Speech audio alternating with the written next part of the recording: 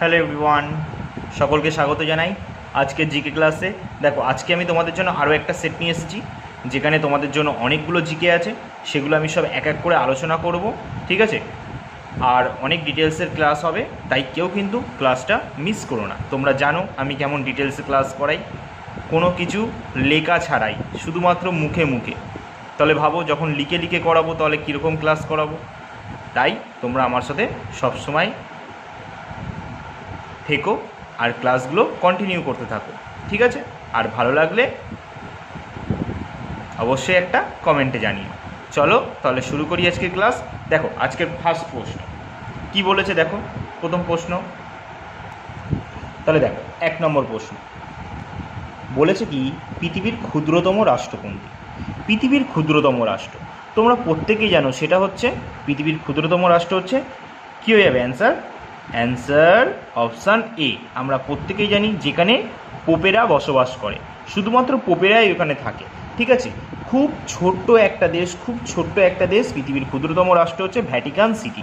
Option A হয়ে গেল সঠিক অ্যান্সার, ভ্যাটিকান সিটি হয়ে গেল সবথেকে ছোট রাষ্ট্র, ঠিক আছে? আর এই ভ্যাটিকান সিটিতে কারা বসবাস করে জানো? সবথেকে বলতে পারবে তোমরা কারা এখানে সবচেয়ে বেশি বসবাস করে? সেটা হচ্ছে পোপেরা। অ্যাকচুয়ালি পোপেরাই এখানে বসবাস করে ভ্যাটিকান সিটি, ঠিক আছে? বলতে পারবে এর আয়তন কত? এর আয়তন হচ্ছে না 0.42 বর্গ কিলোমিটার। 0.42 বর্গ কিলোমিটার। ও, দেখা যাচ্ছে না, তো আমি এই জায়গাটা একটু লিখে দিই, 0.42 বর্গ কিলোমিটার। 0.42 বর্গ কিলোমিটার, ঠিক আছে? এই ভ্যাটিকান সিটির আয়তন। কখনো কখনো 46 থাকে, কখনো কখনো 40 থাকে, বাট 42 অ্যাপ্রক্স, ঠিক আছে? তাই মাথায় রাখবে এই জিনিসগুলো। দেখো, তার পরের প্রশ্ন কি বলেছে দেখি আমরা।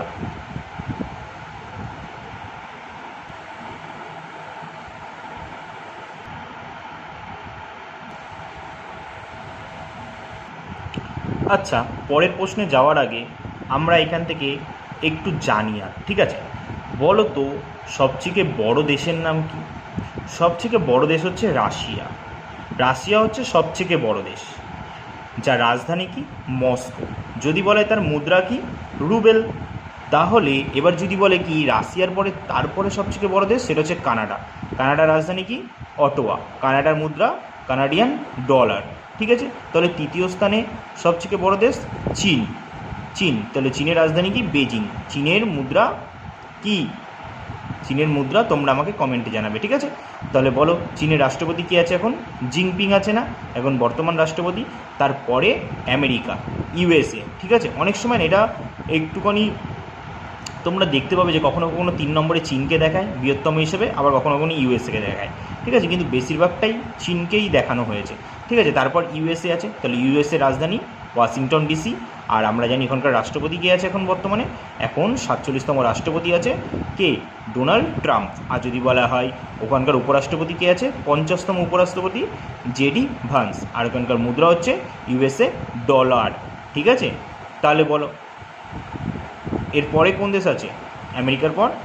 আমেরিকার পর আছে কে? আমেরিকার পর আছে ব্রাজিল। ব্রাজিল আছে, ঠিক আছে? তাহলে ব্রাজিলের রাজধানী হচ্ছে ব্রাসিলিয়া। ব্রাজিলের মুদ্রা কি? রিয়েল। তারপর কি আছে? তারপর আছে অস্ট্রেলিয়া। অস্ট্রেলিয়ার রাজধানী কি? অস্ট্রেলিয়ার রাজধানী হচ্ছে বর্তমানে কি? ক্যানবেরা। অস্ট্রেলিয়ার মুদ্রা অস্ট্রেলিয়ান ডলার, ঠিক আছে? আর সপ্তম স্থানে আছে আমাদের ভারতবর্ষ, আমাদের প্রিয় ভারতবর্ষ, যার রাজধানী হচ্ছে নিউ দিল্লি, যার এখন প্রাইম মিনিস্টার আছে নরেন্দ্র মোদী, আর যার রাষ্ট্রপতি আছেন দ্রৌপদী মুর্মু। 16তম নির্বাচনে 15তম রাষ্ট্রপতি এখন বর্তমানে দ্রৌপদী মুর্মু। প্রথম মহিলা রাষ্ট্রপতি প্রতিভা দেবী সিং প্যাটেল, দ্বিতীয় মহিলা রাষ্ট্রপতি দ্রৌপদী মুর্মু, আর প্রথম আদিবাসী মহিলা রাষ্ট্রপতি বললে অবশ্যই দ্রৌপদী মুর্মু হবে। কেমন? চলো এবার আমরা পরের প্রশ্নে যাই।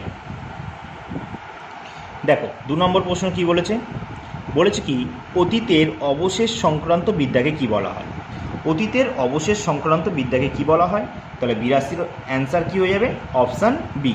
অপশান বি, আর্কিওলজি, ঠিক আছে? আর্কিওলজি অতীতের বিজ্ঞান, অতীতের অবশেষ সংক্রান্ত, অতীতের অবশেষ সংক্রান্ত বিদ্যা আর্কিওলজি, ঠিক আছে? তাহলে এবার বলে ফেলো, চলো আমরা এখান থেকে জানি কিছু বিদ্যা সংক্রান্ত আমরা নাম জানি, চলো তাহলে বলো।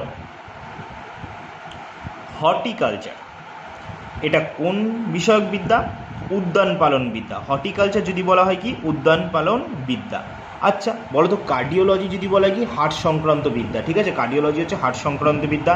যদি বলা হয় যে জীবাশ্ম সংক্রান্ত বিদ্যা, প্যালিওন্টোলজি। আর রক সংক্রান্ত বিদ্যাকে কী বলা হয়? পেট্রোলজি। ঠিক আছে, পেট্রোলজি। আর যদি বলে ক্যান্সার, অঙ্কোলজি। তাহলে বলো এভিকালচার যদি বলা হয় পাখি পালন বিদ্যা। এভিকালচার হচ্ছে পাখি পালন বিদ্যা। এভি বললে, ঠিক আছে। আর যদি বলে এপিকালচার তাহলে মৌমাছি সংক্রান্ত বিদ্যা, মৌমাছি পালন সংক্রান্ত বিদ্যা। তাহলে বলো ফ্রগ কালচার কী সংক্রান্ত বিদ্যা? ব্যাঙ চাষ সংক্রান্ত বিদ্যা। আর পিসিকালচার বললে মৎস্য চাষ সংক্রান্ত বিদ্যা।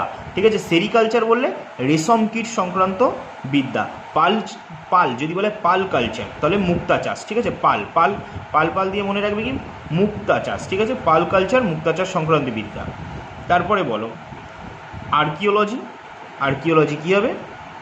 হ্যাঁ, অতীতের অবশেষ সংক্রান্ত বিদ্যা আর্কিওলজি। তোমাদের বললাম একটু আগেই আমি। তাহলে বা এছাড়াও অনেক সময় বলে প্রত্নতত্ত্ববিদ্যা। ঠিক আছে, এই প্রত্নতত্ত্ব মানেই প্রাচীন জিনিসপত্র, আর অতীত মানে হচ্ছে প্রাচীন, সেই কথা অনুযায়ী একই। ঠিক আছে। আর যদি বলে যে সোসিওলজি হচ্ছে সমাজবিদ্যা, বায়োলজি জীববিদ্যা, কেমিস্ট্রি হচ্ছে রসায়নবিদ্যা। যদি বলে জুলজি প্রাণীবিদ্যা, সাইকোলজি মনোবিদ্যা। ঠিক আছে, এগুলো মাথায় রাখবে কিন্তু। তারপর হচ্ছে বোটানি উদ্ভিদবিদ্যা। ঠিক আছে, ভাইরোলজি ভাইরাস সংক্রান্ত বিদ্যা, জেনেটিক্স প্রাণীর জন্ম ও বংশ সম্পর্কিত বিদ্যা, ইকোলজি প্রাণী ও উদ্ভিদ সংক্রান্ত বিদ্যা। তারপর এন্টোমোলজি কীটপতঙ্গ। ঠিক আছে, কীটপতঙ্গ সংক্রান্ত বিদ্যা। হেমাটোলজি রক্ত সংক্রান্ত বিদ্যা। আর লিমনোলজি যদি বলে হ্রদ সংক্রান্ত বিদ্যা। আর লিথোলজি যদি বলে লিথোলজি শিলা সংক্রান্ত বিদ্যা। ঠিক আছে। আর ফাইকোলজি তোমরা প্রত্যেকে জানো, ফাইকো হচ্ছে ছত্রাক সংক্রান্ত বিদ্যা। তারপর ওদন্তোলজি যদি বলা হয় দাঁত সংক্রান্ত বিদ্যা। আর অঙ্কোলজি তো বললাম ক্যান্সার সংক্রান্ত বিদ্যা। আর অর্নিথোলজি হচ্ছে পক্ষী সংক্রান্ত বিদ্যা। পেডোলজি মৃত্তিকা সংক্রান্ত বিদ্যা। আমি কিন্তু অনেক আলোচনা করে দিলাম। ঠিক আছে, ডার্মেটোলজি তোমরা জানো চর্ম সংক্রান্ত বিদ্যা, অনেক কিছু করে দিলাম। হিস্টোলজি কলা সংক্রান্ত বিদ্যা। ঠিক আছে, এগুলো মাথায় রেখো। আরও যদি বলি তোমাদের অসুবিধা হতে পারে, এই কটাই মাথায় রেখো। ঠিক আছে,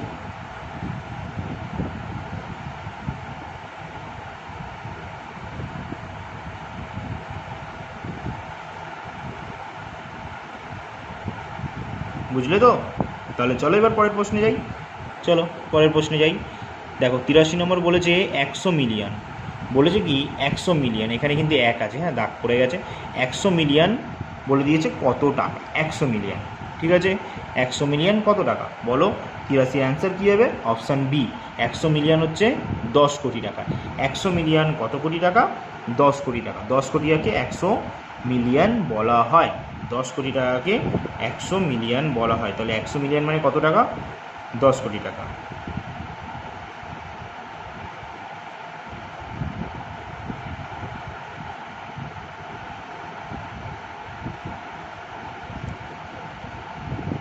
তাহলে 100 মিলিয়ন মানে হচ্ছে 10 কোটি টাকা।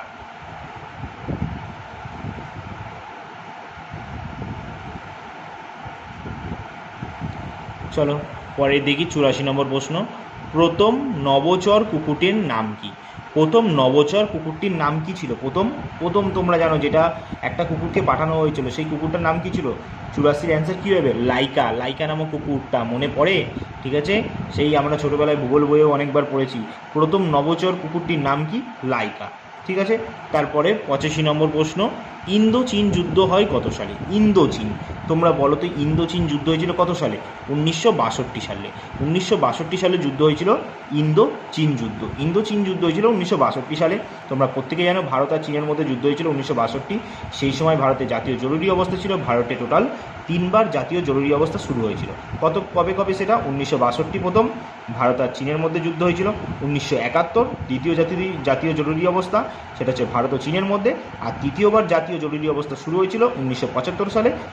অভ্যন্তরীণ গোলযোগের কারণে, মানে অভ্যন্তরীণ একটা গণ্ডগোল দেখা দিয়ে দিয়েছিল, যে ইন্দিরা গান্ধী নিজের স্বার্থে সেই সময় জাতীয় জরুরি অবস্থা শুরু করে দিয়েছিল। ঠিক আছে, তাহলে বলো তো এই যে জাতীয় জরুরি অবস্থার কথা, এটা সংবিধানের কত নম্বর ধারায় বলা হয়েছে? এটা 352 নম্বর ধারায় বলা হয়েছে। আর যদি বলা হয় যে এটা তো জানলাম কি রাষ্ট্র জাতীয় জরুরি অবস্থা 352 নম্বর ধারায়, যদি বলে রাজ্য জাতীয় জরুরি অবস্থা 356 নম্বর ধারায়, আর আর্থিক জাতীয় জরুরি অবস্থা 360, যেটা এখনো পর্যন্ত ভারতে একবারও জারি হয়নি। ঠিক আছে, মাথায় থাকবে। চলো পরের প্রশ্ন 86, অভিজ্ঞান শকুন্তলম কে রচনা করে? অভিজ্ঞান শকুন্তলম কে রচনা করেছিলেন? আমরা প্রত্যেকেই নিই, অপশান এ হয়ে যাবে সঠিক অ্যান্সার কালিদাস। কালিদাস রচনা করেছিলেন অভিজ্ঞান শকুন্তলম রচনা করেছিল। তাহলে তুলসীদাস কি রচনা করেছিল? তুলসীদাস রামচরিত মানস। রামচরিত মানস বললে তবেই তুলসীদাস। শুধু রামচরিত বলতো তাহলে সন্ধ্যাকার নন্দী, আর উত্তর রামচরিত বললে ভবভূতি হয়ে যেত। ঠিক আছে, তাহলে তোমরা আমাকে কমেন্টে জানাবে বাণভট্টর লেখা একটা গ্রন্থের নাম। ঠিক আছে, চলো এবার আমরা পরের প্রশ্নে যাই। 87 নম্বর প্রশ্ন। 87, ভারতনাট্যম কোন রাজ্যের নৃত্যশৈলী?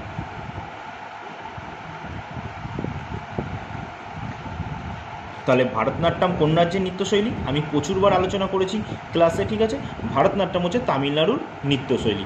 তাহলে ভারতনাট্যম ছাড়া আরও তামিলনাড়ুতে কোন কোন নৃত্য আছে? কুমি, কাবাদি, কাইকোয়ালি, ভারতনাট্যম, এগুলো সব হচ্ছে তামিলনাড়ুর নৃত্য। তবে ভারতনাট্যম হচ্ছে ক্লাসিক্যাল ডান্স। ঠিক আছে, তাহলে বলো তামিলনাড়ুর রাজধানী কি? চেন্নাই। তামিলনাড়ুর মুখ্যমন্ত্রী এম.কে. স্ট্যালিন। রাজ্যপাল কি আছে? আর.এন. রবি।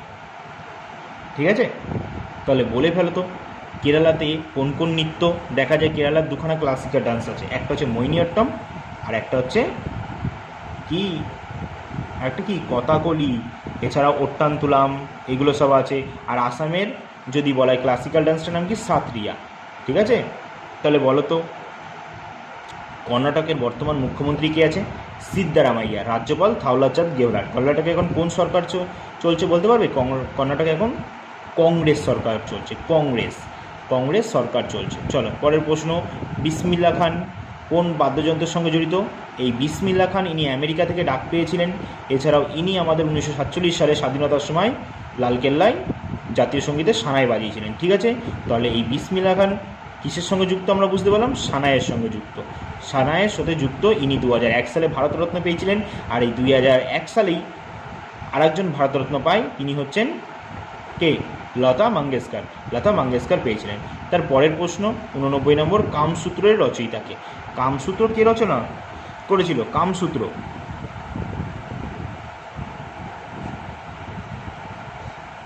তাহলে এর অ্যান্সার কী হবে? বাদশাহ নায়। এই কামসূত্র রচনা করেছিল বাদশাহ নায়। তার পরের প্রশ্ন দেখো, গরবা নৃত্যশৈলী কোন রাজ্যের? গরবা কোথাকার নৃত্য? গরবা হচ্ছে গুজরাটের নৃত্য। 90-এর অ্যান্সার কী হয়ে গেল? অপশান এ, গরবা, ডান্ডিয়া, এগুলো সব হচ্ছে গুজরাটের নৃত্য। তাহলে গুজরাটের মুখ্যমন্ত্রী কে আছে বর্তমানে? ভূপেন্দ্র প্যাটেল। রাজ্যপাল পেয়ে আছে দেবব্রত আচার্য। এই দেবব্রত আচার্য বর্তমানে ইনি মহারাষ্ট্রের রাজ্যপালের অতিরিক্ত দায়িত্বভার গ্রহণ করেছে। কারণ আমরা জানি যে ওখানকার রাজ্যপাল যিনি ছিলেন সিপি রাধাকৃষ্ণন, উনি এখন ভারতের উপরাষ্ট্রপতি হিসাবে নির্বাচিত হয়েছেন। তাই ওখানকার রাজ্যপালের পদটা খালি আছে, তাই অতিরিক্ত দায়িত্বভার গ্রহণ করেছেন কে? এখন গুজরাটের রাজ্যপাল আচার্য দেবব্রত। তাহলে মহারাষ্ট্রের মুখ্যমন্ত্রী কে আছে এখন? দেবেন্দ্র ফডনবিস।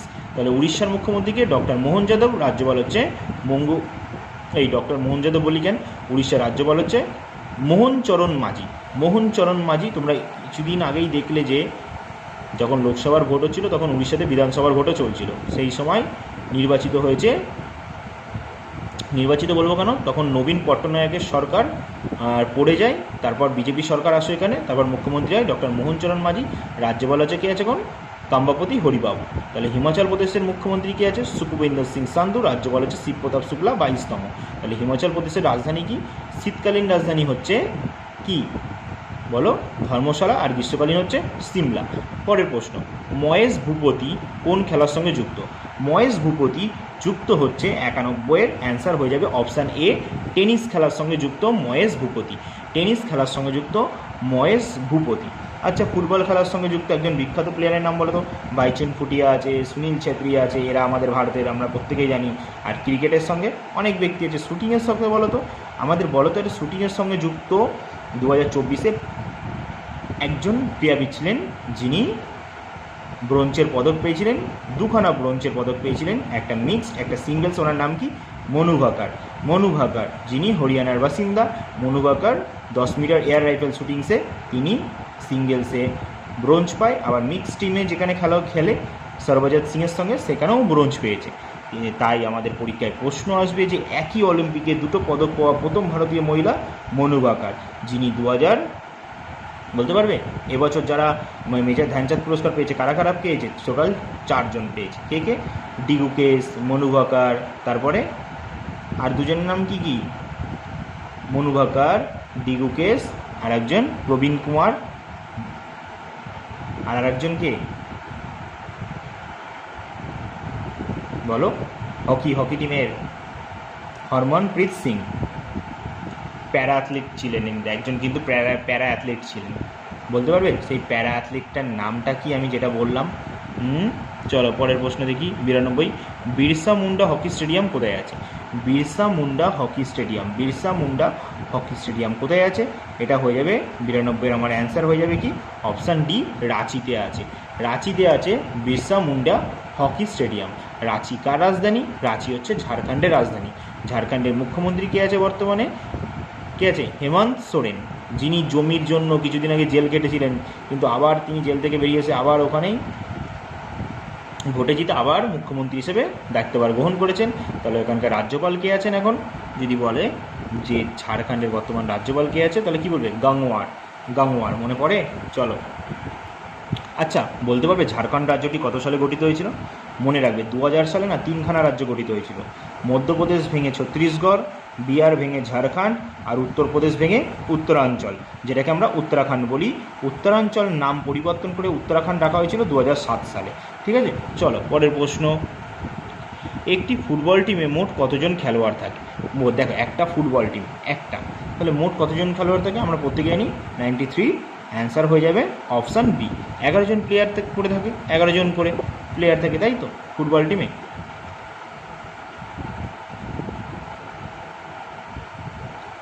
চলো তাহলে 94 প্রশ্ন। সুশীল কুমার সোনার পদক জিতেছে কোন খেলায়? সুশীল কুমার কোন খেলার সঙ্গে যুক্ত? এটা হচ্ছে ইম্পর্টেন্ট। তিনি কোন পদক জিতেছে সেটা হচ্ছে সবথেকে বেশি ইম্পর্টেন্ট হচ্ছে তিনি কোন খেলার সঙ্গে যুক্ত। তাহলে 94 এর অ্যান্সার হয়ে যাবে অপশান এ, তিনি কুস্তিতে যুক্ত।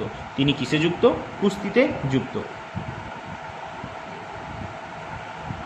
তাহলে বলতে পারবে, একটা প্রশ্ন করি, বলো তো কুস্তি খেলার প্রতীক কোন ভগবানকে বলা হয়?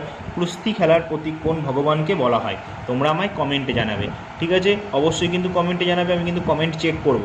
তারপর দেখো 95 নম্বর, ভারতের প্রথম খনি পর্যটন প্রকল্প চালু হতে চলেছে কোন রাজ্যে? ভারতের প্রথম খনি পর্যটন প্রকল্প, খনি পর্যটন প্রকল্প, ঠিক আছে, যেখানে পর্যটনরা যেতে পারবে। পর্যটন প্রকল্প চালু কোথায় হচ্ছে? কোন রাজ্যে? 95 এর অ্যান্সার হয়ে যাবে অপশান এ, সেটা হচ্ছে ঝাড়খণ্ডে। তোমরা জানো যে ঝাড়খণ্ডে প্রচুর খনিজ অঞ্চল আছে, তাই ঝাড়খণ্ডে এই প্রকল্পটা চালু হচ্ছে। তাই ঝাড়খণ্ডের মুখ্যমন্ত্রী একটু কী বললাম? হেমন্ত সোরেন, রাজ্যপাল বললাম গাংওয়ার।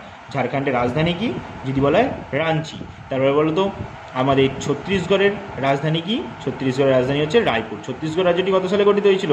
2000 সালে। মধ্যপ্রদেশ ভেঙে ছত্তিশগড়, বিহার ভেঙে ঝাড়খণ্ড, আর ওই সাইডে উত্তরপ্রদেশ ভেঙে উত্তরাঞ্চল। তাহলে ছত্তিশগড়ের মুখ্যমন্ত্রী কে আছে? বিষ্ণু দেশের, রাজ্যপাল হচ্ছে রমন ডেকা। আসামের মুখ্যমন্ত্রীকে হেমন্ত সোরেন, রাজ্যপাল হচ্ছে লক্ষণ প্রসাদ আচার্য। আর পশ্চিমবঙ্গের কথা তো আমি বললামই না, ঠিক আছে? তোমরা জানো কে মুখ্যমন্ত্রী আছে, তাহলে রাজ্যপাল কে আছে? সিভি আনন্দ বোস। তাহলে পরের প্রশ্নে চলো। 96, আধুনিক উদ্ভিদবিদ্যার জনক কাকে বলা হয়? প্রশ্নে বলেছে আধুনিক, ঠিক আছে, তাই ভালো করে এটা শোনো। আধুনিক উদ্ভিদবিদ্যার জনক বলা হয় 96 অপশান সি, কার্ল লিনিয়াসকে। কার্ল লিনিয়াসকে আধুনিক উদ্ভিদবিদ্যার জনক বলা হয়। আধুনিক উদ্ভিদবিদ্যার জনক বলা হয় কার্ল লিনিয়াসকে। তারপরের প্রশ্ন 97 নম্বর। দেখো 97 নম্বর বলেছে কি? 4 জানুয়ারি কোন দেশের স্বাধীনতা দিবস? 4 জানুয়ারি কোন দেশের স্বাধীনতা দিবস পালন করা হয়? এছাড়াও বলতে পারে 4 জানুয়ারি একটা দিবস আছে। কী দিবস? সেটা হচ্ছে বিশ্ব ব্রেইল দিবস পালন করা হয়। বিশ্ব ব্রেইল দিবস, যারা অন্ধ তাদের জন্য এই দিনটা পালন করা হয়ে থাকে। বিশ্ব ব্রেইল নামক একটা জিনিস তৈরি করা হয়েছিল, যেটা ব্রেইলি তৈরি করেছিল, ঠিক আছে, উনি তৈরি করেছিল কিন্তু, তাই সেই দিনটাকে স্মরণ করার জন্য এটা পালন করা হয়ে থাকে। 4 জানুয়ারি বিশ্ব ব্রেইল দিবস পালন করা হয়। তাহলে বলেছে 4 জানুয়ারি কোন দেশের স্বাধীনতা দিবস? পাকিস্তান, হতেই পারবে না কখনো। পাকিস্তানের স্বাধীনতা দিবস কবে? 14ই আগস্ট পালন করা হয়। আবার 14ই আগস্ট কন্যাশ্রী দিবসও পালন করা হয়। আর 15ই আগস্ট আমাদের ভারতের স্বাধীনতা দিবস পালন করা হয়। 15ই আগস্ট আবার দক্ষিণ কোরিয়ারও স্বাধীনতা দিবস পালন করা হয়। তাহলে বলে ফেলো মায়ানমারের, মালয়েশিয়া না ইন্দোনেশিয়া? তাহলে 3টে পড়ে রইলো। তাহলে 97-এর অ্যান্সার হয়ে যাবে অপশান বি, মায়ানমার স্বাধীনতা দিবস পালন করে থাকে 4 জানুয়ারি। মায়ানমারের রাজধানী কি? নেপিত। মায়ানমারের মুদ্রা কি? কিয়াত। মায়ানমারের প্রধান নদীর নাম কি? ইরাবতী। ভারত ও মায়ানমারের যে সীমারেখাটা আছে সেই সীমারেখার নামটা কি বলতে পারবে? পাটকাই বুম।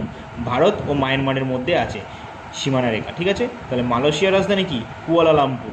মালয়েশিয়ার রাজধানী কি? কুয়ালালামপুর। মালয়েশিয়ার মুদ্রা হচ্ছে রিঙ্গিত। ইন্দোনেশিয়ার রাজধানী কি? জাকার্তা। ইন্দোনেশিয়ার মুদ্রা কি? রুপি। ইন্দোনেশিয়ার বর্তমান প্রেসিডেন্ট কে আছে বলতে পারবে? যিনি আমাদের প্রজাতন্ত্র দিবসে এসেছিল 2025-এ, তিনি হচ্ছে ডক্টর সুবিয়ান্ত, যিনি এখন ইন্দোনেশিয়ার প্রেসিডেন্ট আছে। তিনি আমাদের ভারতে প্রজাতন্ত্র দিবসে এবছরের অতিথি ছিলেন। তাহলে আগের বছরে যদি বলা হয় 2024-এ ইমানুয়েল ম্যাক্রন, যিনি ফ্রান্সের রাষ্ট্রপতি। ফ্রান্সের রাজধানী কি? প্যারিস। ফ্রান্সের মুদ্রা হচ্ছে ইউরো। তারপরে বলো তো 98, ওবেসিটি মাপতে কোনটি ব্যবহার করা হয়? ওবেসিটি। 98-এর অ্যান্সার কী হয়ে যাবে? Option B, BMI। অ্যান্সার হয়ে গেল BMI।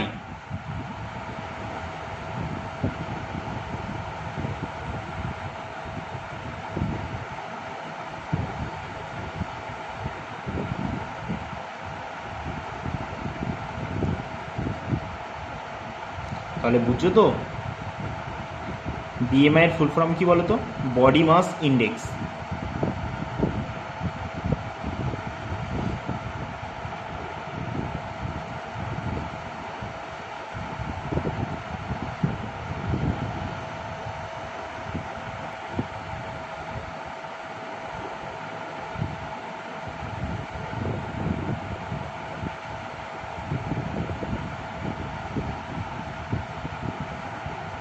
দেখো পরের প্রশ্ন কি বলেছে?